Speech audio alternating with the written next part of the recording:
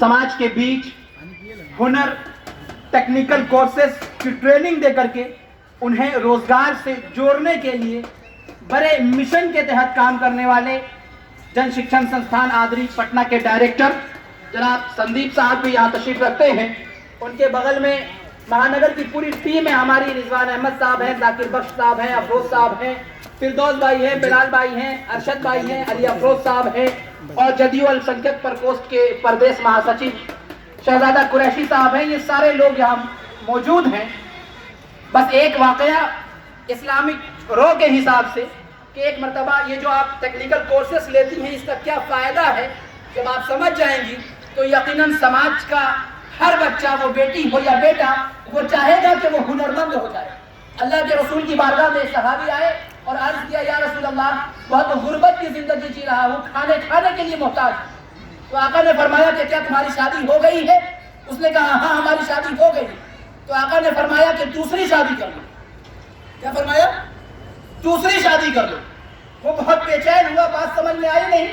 एक शादी किया है तो ये हाल है कि खाने के लिए मोहताज है और सरकार फरमाते हैं कि दूसरी शादी कर लो।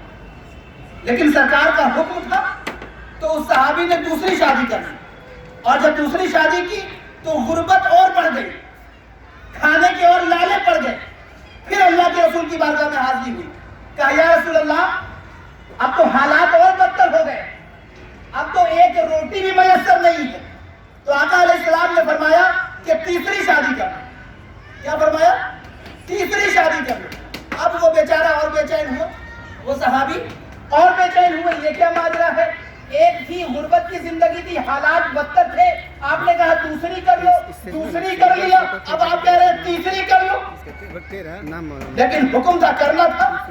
तो सहाबी ने फिर तीसरी शादी की। अब जब तीसरी शादी की तो बरसों गुजर गया, इतनी फुर्सत न मिली कि अल्लाह के रसूल की जियारत हो सके। जब पता किया गया, तहकीक की गई तो ये बात सामने आई कि उस सहाबी ने जो तीसरी शादी की थी वो औरत इतनी कमाल की थी, इतनी हुनरमंद थी कि वो कपड़ा बुनने का काम करती थी और इतना अच्छा कपड़ा बुनती थी। और कपड़ा बुनने के बाद वो जो कपड़ा अपने शौहर को देती थी, उसके शौहर तिजारत के घर से वो कपड़ा जब मार्केट में लेके जाते थे तो दुनिया के तमाम कीमतों से ज्यादा कीमती कपड़ा बिकता था और वो इसी में मसरूफ रह गए। वो इतनी हुनरमंद औरत। तो इसीलिए ये हुनर रायगा नहीं जाता, आपको हुनरमंद होना चाहिए। किसी और का मोहताज होने से अच्छा है कि आपके हाथ में कला हो, आपके हाथ में गुण हो, आपके हाथ में हुनर हो और आप मोहताज हो जाइए, बल्कि न कि किसी के घर की मोहताज नहीं। हमारी कोशिश यही है कि हम माशरे की, समाज की बच्चियों को चुन चुन करके हमारे इन तमाम बड़े अतिथियों के मदद से और जन शिक्षण संस्थान आदरी की मदद से लगातार इस कोशिश में रहते हैं कि समाज का बच्चा हो या समाज की बच्ची हो, वो हुनरमंद हो ताकि वो किसी की मोहताज न हो सके। दीन और दुनिया दोनों का जानना आपके लिए जरूरी है। अल्लाह के रसूल फरमाते हैं कि तुम में बेहतर वो है जो नॉलेजेबल हो, तुम में बेहतर वो है जो जानकार हो, क्योंकि हर जानने वाला शख्स न जानने वाले पर भारी होता है।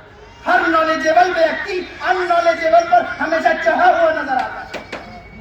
इसलिए आप जिस सोसाइटी में हैं, आप जिस समाज में हैं, आप जिस देश में हैं, आप जिस राज्य में हैं, आप जिस हुकूमत में हैं, यहाँ आपको लॉ का जानना भी जरूरी है, यहाँ आपको एक्ट का जानना भी जरूरी है, यहाँ आपको संविधान का जानना भी जरूरी है, यहाँ आपको कानून का जानना भी जरूरी है।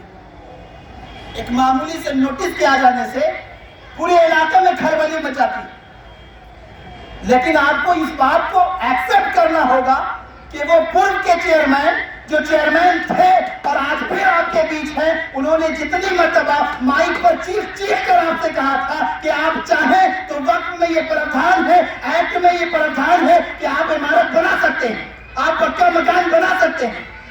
लेकिन दुनिया ऐसी बेबस हो गई है, ऐसी अननॉलेजेबल हो गई है कि वो जानकार लोगों को पसंद करना ही नहीं चाहती, वो नॉलेजेबल लोगों के बीच बैठना ही नहीं चाहती, वो उसके करीब जाने ही नहीं चाहती।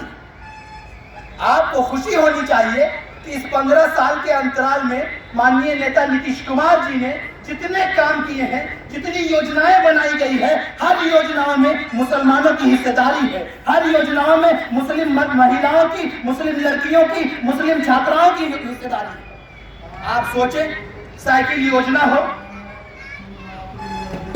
क्या उसमें मुस्लिम लड़कियों को साइकिल नहीं मिला? पोशाक योजना हो, क्या उसमें पोशाक नहीं मिला?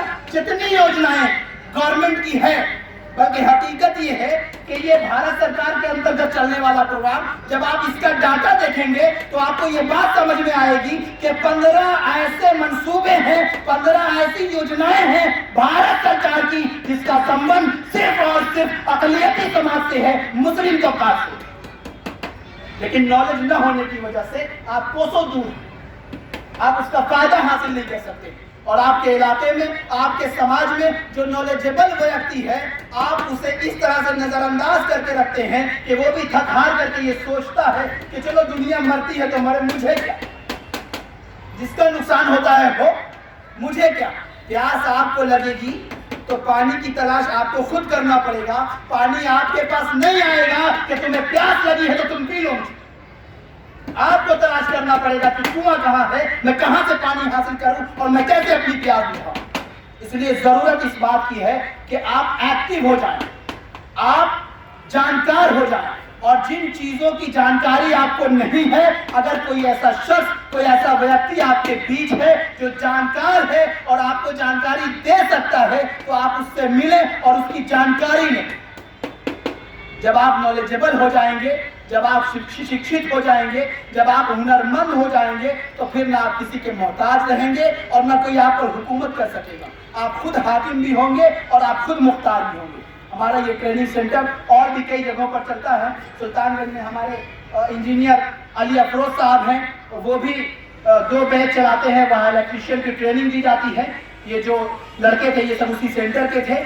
और उसके अलावा भी हम लोग आगे कोशिश करेंगे और बहुत जल्द हम लोग मुमकिन है कि 10 से 15 तारीख के बीच इसी पटना के पिछले हिस्से में यानी मसौड़ी में एक सेंटर का क़याम करेंगे और वहाँ भी बड़े पैमाने पर हम लोग गरीब बच्चों को हुनर ट्रेनिंग देने की कोशिश करेंगे, ताकि समाज का कोई बच्चा मोहताज ना रह सके और अपने बलबूते पर वो अपने घर की 2 रोटी मुहैया कर सके। मैं इन्हीं बातों के साथ अपनी बात को खत्म करता हूँ। बहुत शुक्रिया। अस्सलाम वालेकुम।